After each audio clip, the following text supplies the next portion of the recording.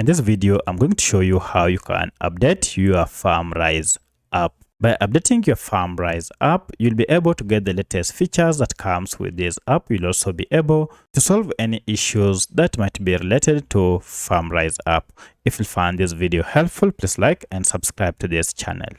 Now, to do so, you need to go ahead and search for this app on your Google Play Store or App Store. For my case, I'm on Google Play Store.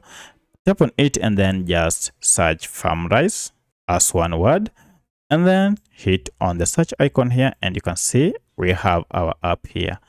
As you can see, we have an update, which means I've been using an outdated version of Farmrise app. So to update this Buyer Farmrise app, go ahead and tap on update, and this will go ahead and download the latest version of Buyer Farmrise app, and then it will be installed on your smartphone. Once this has been installed, now you can proceed and tap on open to start using the latest version of Buyer Farmrise app. If you have any other question, kindly let me know in the comment section. Otherwise, thanks for watching, and let's meet in the next video.